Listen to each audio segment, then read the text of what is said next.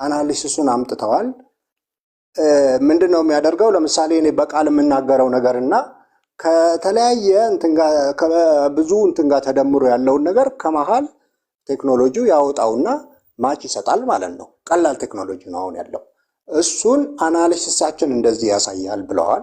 ያን ደግሞ ቅድም መዝሙር እንዳለው እናንተም ደግሞ ያን ነገር አሁን እሱ የመጣው ድምፅና የተናገሩት እዛ ዘካርያስ እንትን ላይ የተናገሩት ሁለቱ ማች የሚያደርግ አይደለም ብለው ነው ያመጡት። ሁለት አናሊሲስ ነው የሰሩት መሰለኝ። እና ይሄ የቴክኖሎጂ ጉዳይ ወደ ቴክኖሎጂ ጉዳይ ሄደ። ሌላው ደግሞ ይሄ የተባለው እንደ ኢትዮጵያ ቤተክርስቲያን ካለ እኔ እቃወማለሁ። ምክንያቱም እንደ ኢትዮጵያ እንደ ቤተክርስቲያን ቅዱስ ቁርባን እንደዚህ ነው የሚል ኮንክሉዥን ላይ ከተደረሰ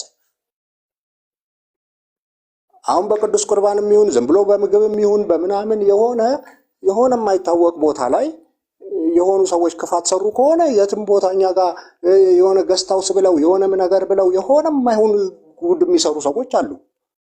ይሄ የሆነ የሰው የፐርሰናል ኤክስፒሪየንስ ከሆነ እሱን ለይተን ማውጣት አለብን። እንደ ቤተክርስቲያን ቅዱስ ቁርባን እንደዚህ ነው ብሎ ለማራከስ ከሆነ ይሄ ስህተት ነው። ይህንን ደግሞ አድርጓል ብዬ ነው ያላምንም። ያደርጋሉ ወይ? እንደ ቤተክርስቲያን ለምን የሁሉ ሚሊዮን ህዝብ በህይወት አይኖርም ነበር? እና የኔ አስተያየት ይሄ ነው። ምን ያህል ገልጨው እንደሆነ አላውቅም። ቤልዬ በጣም አሪፍ ጥሩ። ዛሬ እንደውም ጥሩ ቶን ይዘህ ጥሩ ማቹርድ የሆነ ነገር አቀረብክ። በጣም አሪፍ ቤል ወንድሜ። ይኸውልህ ሁለት ሀሳብ ልስጥህ። የመጀመሪያው አይ ዶንት ቲንክ ሙሉውን ሴሽኑን አላየኸውም፣ ፕሬዘንቴሽኑን አልነበርኩም ብለሃል። ሁለት ነገር ነው ያቀረቡት። አንደኛው ድምፁ ቀሲስ ያሰሙት ድምፅና ኤርሚያስ ያሰማው ድምፅ 56% ነው እንጂ ማች የሚያደርገው 90% ማች አያደርግም። ስለዚህ የተለያዩ ሰዎች ናቸው የሚል አንድ። ሁለተኛ ደግሞ እኚሁ ዘኪ ላይ ቀርቦ ደግሞ ቀሲስ በትረ በድምፅ ያሰሙት በራሳቸው ድምፅ በናቹራል ያለ ስቱዲዮ ያሰሙት ድምፅና ቀሲስ ያሰሙትን ደግሞ ከዩቲዩብ ደግሞ እንትን አድርገው ኮምፔር አድርገው 96% ማች አድርጓል የሚል ሁለት ፕሬዘንቴሽን ያቀረቡት። ይሄን አይተሃል ቤሊ? አይ እኔ አልነበርኩም። ሙሉ አናሊሲሱን ጨራሻል። በቃ አየው። አሁን ይሄ ነው በጣም እኛም ላይ የተቆረጠ ቪዲዮ ነው ያየሁት በዚህ ጉዳይ። ካሁን በኋላ በቃ በቅቶናል ምናምን የሚለው ልጅቷ የተናገረችውና በኮንክሉዥን ስትሰጥ ነው የደረስኩት። አይ በቅቶናል አላሉም። ባይዘወይ ልጁ እንዲያውም ኦፕን ቻሌንጅ አድርጓል። ይሄንን ቻሌንጅ የሚያደርገኝ ሰው ካለ በጣም እቀበላለሁ ብሏል። እኛ ቻሌንጅ እያደረግነው ነው። ግን ሁለት ነገር ነው ያቀረበው እንዳልኩ። የመጀመሪያው ቀሲስ ያሰሙትን እና ኤርሚያስ ያሰማውን ኮምፔር አድርጎ 56% ማች ያደርጋል፣ ከዛ በላይ ግን ማች አያደርግም። ስለዚህ በሶፍትዌሩ አልጎሪዝም ከ90 ምናምን በላይ ሲሆን ነው ሴም ፐርሰን የሚለው እንጂ 50 ምናምን 56% ስለሆነ አንድ አይነት ፐርሰን አይደለም ብሎ ኮንክሉዥን ሰራ። ኦኬ አልኩ። ሁለተኛ ደግሞ አናሊሲስ ሰራ። ምን የድምፁ ባለቤት እኔ ነኝ ብለው ዘኪ ሾው ላይ ቀርበው ቀሲስ በትረ በድምፅ ያዜሙትን ያንኑ ዩቲዩብ ላይ ደግሞ በኩሉ ልብ የሚለውን ኮምፔር አድርጎ ደግሞ 96% ማች ያደርጋል። አንድ አይነት ሰው ነው አለ ማለት ነው። አሁን በጣም የሚገርመው የሚያስቀውም ይሄ ነው። አሁን ምን አይነት አናሊሲስ ነው ይሄ? ምክንያቱም የዛ ድምፅ ባለቤት እኔ ነኝ እያሉ ኤርሚያስ ያሰማው ድምፅ ባለቤት እኔ ነኝ፣ ስቱዲዮ ገብቼ የተቀረስኩት እኔ ነኝ ብለው ልጁም ራሱ እኮ ፋይናሊ ፕሩፍ አደረገው። አዎ የዛ ድምፅ ባለቤት ቀሲስ በትረ ናቸው አለ። ኤርሚያስ ያሰማው ግን ከቀሲስ ጋር ግን ልዩነት አለው አለ እና ደግሞ ሌላ ምንም የማይገናኝ ነገር ደሴም ፐርሰን ላይ ማለት ነው፣ ደሴም ቀሲስ በትረ ላይ። ስለዚህ አሁን ምን አሰብን? ልጁ እንትን ያቀረበው ፓወርፖይንትን ያቀረበው ልክ አሁን እንዳሳየው ማን ነው አዳምሻ እንዳረገው ላይቭ የሆነ ግራፎቹ ምናምን አላሳየም። ጀስም ብሎ ይሄን ኮንክሉዥን ሰርተናል፣ ይሄ ነው በቃ ፓወርፖይንት ነው ስላይድ ያደረገው። ስለዚህ አሁን እኛ ኦፕን ቻሌንጅ ያደረግን ምን አንተም ሶፍትዌርን ይዘና እኛም አንተን የተጠቀሙት ሶፍትዌርም ተጨማሪ ሌሎች አዲሽናል ሶፍትዌሮች ይዘን መጣና ህዝቡ እያየ ድምጾቹን እያስገባን ላይቭ ስትሪሙን ላይቭ ላይ አናሊሲስ እየሰራን ኮንክሉዥኑን አብረን እናያለን። ኢንስቴድ ኦፍ በፓወርፖይንት በዚህ ገብቶ ከማለት ማለት ነው። እና አንደኛው ነው። ሌላው ቅዱስ ቁርባንን በተመለከተ ቤሊ የፈለገ ቢሆን ነው የምነግርህ፣ የፈለገ ቢሆን ቅዱስ ቁርባን እውነተኛ ጌታ ስጋና ደም ነው ብለን የምናምን የምንቀበል የምናዘጋጅነን። በዛ የተነሳ ቅዱስ ቁርባን ውስጥ መርዝ የሚለው ነገር የሐሰት ወሬ ውሸት ነው የሚሆነው። በምንም ኢንዲቪዥዋሊ ተብሎ የሚሰራ ቅዱስ ቁርባን የለም። አንድ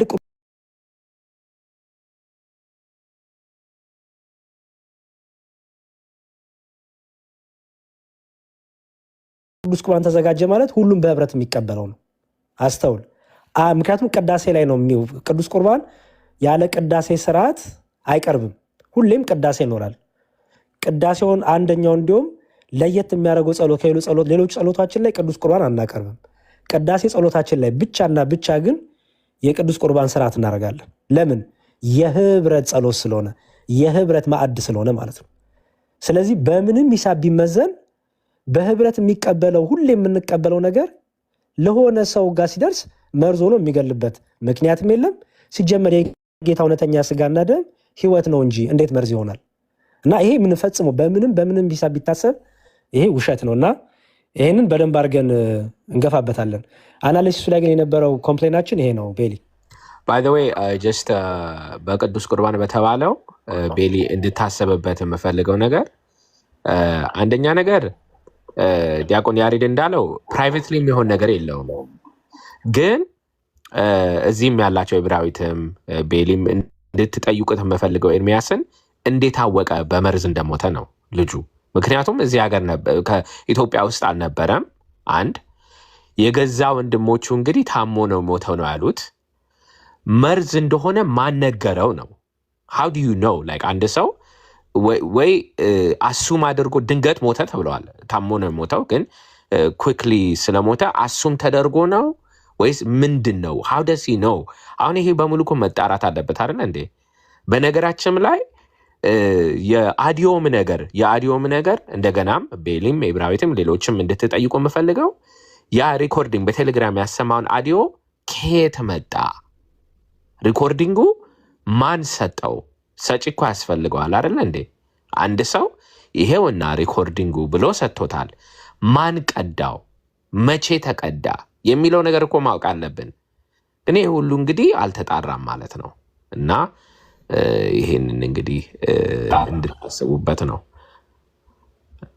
አባታችን መጥተዋል።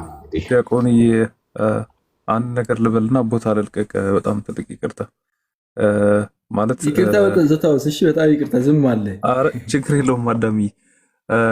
ማለት አልቲሜት ጎሉ የነበረው የጌታችንና የመድኃኒታችን የኢየሱስ ክርስቶስን ቅዱስ ስጋ ክቡር ደሙን እነሱ በሚሉት መንገድ አማናዊ አለመሆኑን እንትን ለማድረግ ነው፣ አጽንኦት ለመስጠት ነው ትልቁ ተቀዳሚ እንትናቸው የነበረው ማለት ነው። ይህንንም ያረጋገጠልን ማን ነው?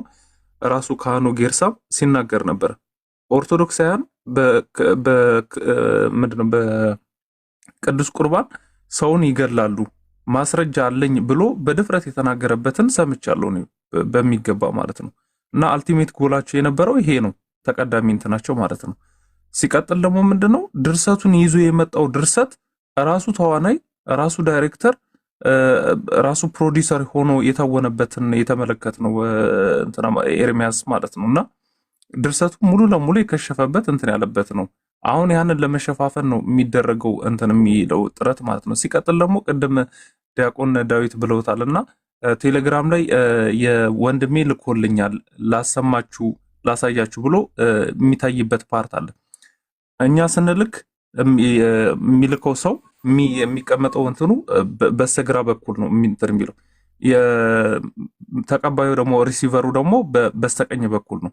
እሱ የራሱ የላከው መሆኑን የሚታወቀው ምንድነው ያሳየን የነበረው ላከልኝ ብሎ በስተቀኝ በኩል ነበር የተቀመጠው እንትን ያለውና ይሄ በስርዓት ተቀነባብሮ እንትን የታቀደውበት የተሰራ ውሸት ነው እንትን የተባለው ውሸት ነው እንጂ ምንም እውነት የለውም። ሲቀጥል ደግሞ ትላንትናም ከትላንት ወዲያ ሲያሰሙ የነበሩት እንትን ነበር አይደለም። እኛ ይሄ ሰው ሞቷል አልሞተም አይደለም ጥያቄያችን ማለት ነው። ደምሮ ያንን ፕሩቭ አድርጎልናል አለ። እኛ እኮ ያንን አይደለም ተቀዳሚ እንትናችን ያንን አይደለም። የሰማነው ድምፅ እሱ ይዞ የመጣው ካራክተር የፈጠረው ካራክተር የሰማነው ድምፅ በህይወት ያለ ሰው ድምፅ ነው። ስለዚህ ይሄ ሰው አልሞተም ነው ያልነው። በቃ ለካራክተሩ የተሰጠው ድምፅ የሞተ ሰው ድምፅ አይደለም ነው ክርክራችን። ይሄ ነው ሊገባችሁ የሚገባው ነው። አመሰግናለሁ። እሺ ኤክሶ ቀጥል፣ ችግር የለውም። አንድ እሺ፣ ተያያዥ ስለሆነ ነው ከዘታውስ ካለው ጋር የዋና ችግሩ እንትን ያለውም ድምፁ ነው።